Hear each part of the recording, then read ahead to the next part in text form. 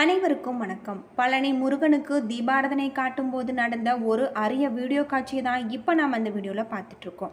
உங்களுக்கு பழனி முருகன் பிடிக்கும் அப்படின்னா முருகனுக்கு அரோகரா அப்படின்னு சொல்லிட்டு மறக்காமல் கமெண்ட் பண்ணுங்கள். கட்டாயம் உங்களுக்கு முருகப்பெருமானின் அருள் கிடைக்கும். மனிதர்களாக பிறந்த அனைவருமே அடைய முயற்சிக்க வேண்டிய ஒரு மேன்மையான நிலை ஞானம்.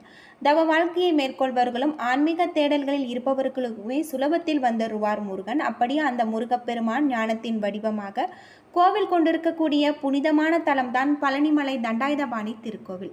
இந்த கோவில் பல்வேறு சிறப்பம்சங்களை கொண்ட கோவிலாக இருக்கு. மிகவும் பழமையான இந்த கோவில் பழனிமலை தண்டாயுதபாணி கோவில் என்று அழைக்கப்படுது. இந்த கோவிலின் முருகன் அறுபடை வீடுகளில் மூன்றாவது படை வீடாக இருக்காரு. புராண காலங்களில் இந்த ஊர் திரு ஆவினங்குடி என்றும் தென்பொதிகை என்றும் அழைக்கப்பட்டது. இந்த கோவிலின் இறைவனான முருகப்பெருமான் தண்டாயுதபாணி மற்றும் குழந்தை வேலாயுதர் என அழைக்கப்படுறாரு. கோவிலின் சிறப்பான அம்சமே பக்தர்களுக்கு நன்மைகளை செய்யும் சக்தி கொண்ட சித்தர்களின் ரசவாத கலையை பயன்படுத்தி நவபாசனத்தால் செய்யப்பட்ட முருகன் சிலையை போகர் உருவாக்கியதுதான். புராணங்களின்படி ஞானப்பழத்தை சிவன் பார்வதியிடமிருந்து தனது மூத்த சகோதரர் விநாயகர் பெற்றுக்கொண்டதால் கோவித்து கொண்டு இந்த மலையில வந்து தங்கிவிட்டிருக்காரு முருகப்பெருமான். தந்தை சிவபெருமானும் தாய் பார்வதியும் எவ்வளவோ கெஞ்சி சமாதானப்படுத்தியும் இந்த மலையிலேயே தங்க போவதாக உறுதியாக கூறிவிட்டிருக்காரு. பிற்காலத்துல இந்த தலத்திற்கு வந்து வழிபட்ட தமிழ் மூதாட்டி ஔவையாருக்கு காட்சி தந்த போது நீயே ஞான வடிவானவன் என பொருள் கொண்டு பழனி என அவை போற்றிருக்காங்க. இதுவே காலப்போக்கில் இந்த தலத்திற்கு பழனி என பெயர் வர காரணமாக இருந்திருக்கு. தமிழ் சித்தர்களில் முதன்மையான சித்தர்களில் போகர் சித்தர் ஒருவர். அஷ்டமா சித்திகளை கைவர பெற்றவர். பழனிமலைக்கு போகர் தவமிருந்து வந்தபோது அன்னை பார்வதி, முருகன் மற்றும் சித்தர்களின் தலையான சித்தரான அகத்தியர் ஆகிய மூவரின் உத்தரவின் பெயர்ல பழனிமலை முருகனுக்கு நவபாசான சிலை வடிக்கும் பணியை மேற்கொண்டிருக்காங்க. இந்த நவபாசான சிலையை வடுப்பதற்கு போகர் எடுத்துக்கொண்ட காலம் 9 ஆண்டுகள். 4000க்கும் மேற்பட்ட மூலிகைகளை கலந்து இந்த நவபாசான சிலையை செய்ய பயன்படுத்தியிருக்காங்க.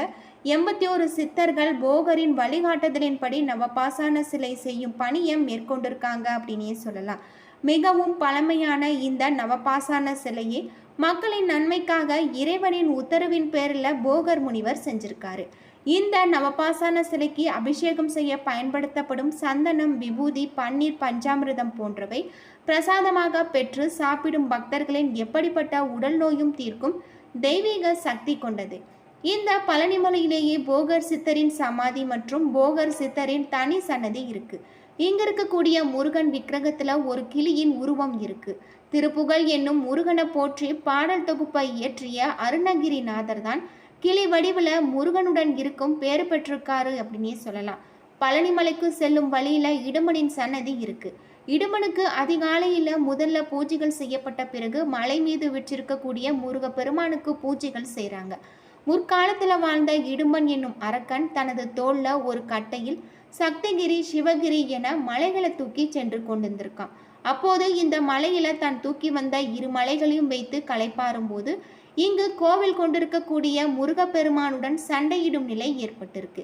2 மலைகளையுமே தூக்கி வந்து கௌரவிக்கும் விதமாக தான் காவடி தூக்கி செல்லும் பழக்கம் ஏற்பட்டிருக்கு அப்படின்னே சொல்லலாம். பழனிமலை முருகன் ஆண்டியாக தோற்றமளிக்க காரணம் கல்வியை பயிற்றுவிக்கும் ஆசிரியர் எப்படி கையில் கொம்பை வைத்து கொண்டு மாணவர்களை அடிக்காமல் அவர்களை அதட்டி கல்வியை கற்பிக்கிறார்களோ அதுபோல வாழ்க்கையில் எல்லாவற்றிலும் இருக்கும் நிலையாமையை நினைவுறுத்தும் மக்களை ஞான பாதைக்கு திருப்பும் ஞான ஆசிரியராக இந்த தலத்தில் கையில் தண்டத்துடன் காட்சியளிக்கிறாரு அப்படின்னே சொல்லலாம். திருவண்ணாமலை அருணாச்சலேஸ்வரர் மலையே மக்கள் சித்ரா பௌர்ணமி என்று எவ்வாறு கிரிவலம் வராங்களோ அதே போல அக்னி நட்சத்திர நாட்களில் பக்தர்கள் பழனிமலையை கிரிவலம் செய்வது மிகவும் சிறப்பானது. இந்த கோவிலுக்கு வரக்கூடிய பக்தர்கள் மலையை கிரிவலம் வந்த பின்னர் 450 மீட்டர் உயரமுள்ள மலையை 690 படிகள் ஏறி கடந்து வர வேண்டும். நடந்து மலையை ஏற முடியாதவர்களுக்கு மலைக்கு மேல் செல்வதற்கு ரோப் கார் வசதியும் இருக்கு. இங்கு இருக்கக்கூடிய முருகப்பெருமானுக்கு நல்லெண்ணெய், சந்தனம், பன்னீர், பஞ்சாமிர்தம் போன்ற 4 பொருட்கள் கொண்டுதான் அபிஷேகம் செய்கிறாங்க. பன்னீர் மார்கழி மாதத்தில் மட்டும் பயன்படுத்தப்படுது. சந்தனம், பன்னீர் தவிர்த்த மீது அபிஷேக பொருட்கள் எல்லாமே முருகனின் விக்கிரகத்தில் தலையில் வைத்தவுடன் எடுத்து வர்றாங்க. முருகன் சிலை மீது வைத்து எடுக்கப்படும் சிரசு விபூதி சித்தர்களின் உத்தரவின் பேரில் பக்தர்களுக்கு வழங்கப்படுகிற ஒரு அரிதான பிரசாதம். பொதுவாக சிவாலயங்களில் அன்னாபிஷேகம் நடக்கும். ஆனால் பழனிமலை கோவிலில் விசேஷ நட்சத்திர நாட்களில் அன்னாபிஷேகம் நடத்தப்படுது. ஒரு நாளைக்கு 6 முறை அபிஷேகம் செய்கிறாங்க. ஒரு முறை அபிஷேகம் செய்து அலங்காரம் செய்த பின்னர் பூக்கள், அர்ச்சனை, மாலை சாற்றுவது போன்ற எதுவுமே செய்யப்படுவதில்லை. திருப்பதி கோவிலில் பிரசாதமாக லட்டு எவ்வாறு புகழ் பெற்றதோ அதே போல பழனிமலை தண்டாயுதபாணிக்கு அபிஷேகம் செய்யப்படும் பழனி பஞ்சாமிர்தம் உலக புகழ் பெற்றது. இந்த கோவிலின் பஞ்சாமிர்தத்தை சாப்பிடுவர்களுக்கு அவர்களின் உடலில் இருக்கக்கூடிய நோய்கள் நீங்குகிறது என்பது அனுபவம் பெற்றவர்களின் உறுதியான வாக்காய் இருக்கு.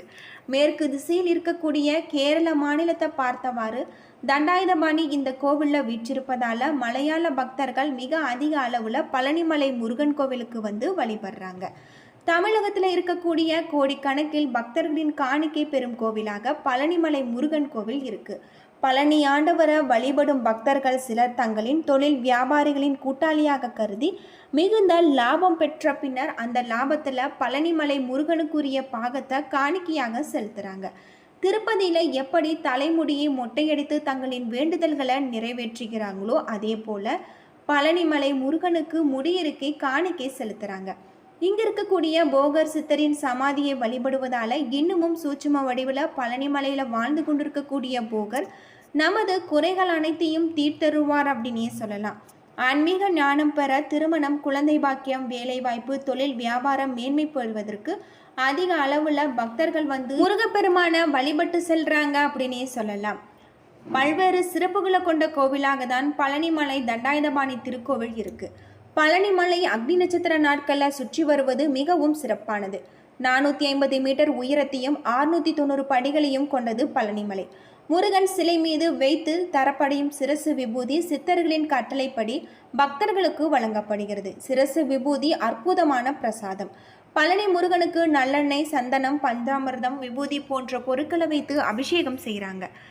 ஒரு நாளில் 6 தடவை அபிஷேகம் செய்யப்படுது. பழனி முருகனுக்கு பூக்கள், மாலை மற்றும் அர்ச்சனை போன்ற எதுவும் செய்வதில்லை. பழனி பஞ்சாமிர்தத்தை சாப்பிடுவர்களுக்கு உடலில் இருக்கக்கூடிய நோய்கள் நீங்குகிறது அப்படின்னு சொல்கிறாங்க. ஒவ்வொரு கோவிலுக்குமே இந்த நேரத்தில் மட்டும்தான் நடை திறந்திருக்கும் என்று இருக்கு. அந்த நேரத்தில் தான் கடவுளை திருப்தியாக நாம் தரிசிக்க முடியும். அதே போல் பழனிமலை முருகன் கோவில் காலை 6 மணி முதல் இரவு 9 மணி வரை நடை திறந்திருக்கும். அந்த நேரத்தில் முருகனை தரிசித்து அவருடைய அருளை நம்ம பெறலாம். ஒவ்வொரு கடவுளுக்குமே அலங்காரம் அற்புதமாக நடக்கும். அலங்காரத்தை பார்க்க 2 கண்கள் போதாது என்று சொல்லலாம். பழனிமலை முருகனுக்கு அலங்காரத்தை நம்ம தரிசிப்பதால் மிகப்பெரிய சிறப்பு அப்படின்னே சொல்லப்படுது. ஆண்டி கோலத்தில் தரிசிப்பதால் நம்முடைய வாழ்க்கையில் இருக்கக்கூடிய அனைத்து விதமான பாவங்களும் தீரும் அப்படின்னு சொல்லப்படுது. சந்தனக்காப்பு, பூ, அலங்காரம், ஆபரணங்கள், பட்டு வேட்டி மற்றும் கிரீடம் போன்றவை பழனிமலை முருகனுக்கு அணிவிக்கிறதாகவும் சொல்லப்படுது. முருகனை வழிபடுவதால் நேர்மையான எண்ணமும் நல்ல குணங்களும் கிடைக்கும் என்று சொல்லப்படுது. முருகன் போர் கடவுளாக இருப்பதால் இவரின் அலங்காரத்தை தரிசிப்பதால் நீங்கள் செய்யும் எல்லா காரியத்திலுமே வெற்றி கிடைக்கும். அதே போல் உங்களுடைய வாழ்க்கையில் உள்ள கஷ்டங்கள் நீங்கி மகிழ்ச்சியாக வாழ்வீங்க அப்படின்னே சொல்லலாம். என்ன நண்பர்களே, இந்த வீடியோ உங்களுக்கு பயனுள்ள தகவலை தந்திருக்கும்னு நினைக்கிறேன். வீடியோ பிடிச்சிருந்தால் லைக் பண்ணுங்கள், ஷேர் பண்ணுங்கள், கமெண்ட் பண்ணுங்கள். இது போல தகவலை தெரிஞ்சுக்க நம்ம சேனலை மறக்காமல் சப்ஸ்கிரைப் பண்ணுங்கள். நன்றி நண்பர்களே.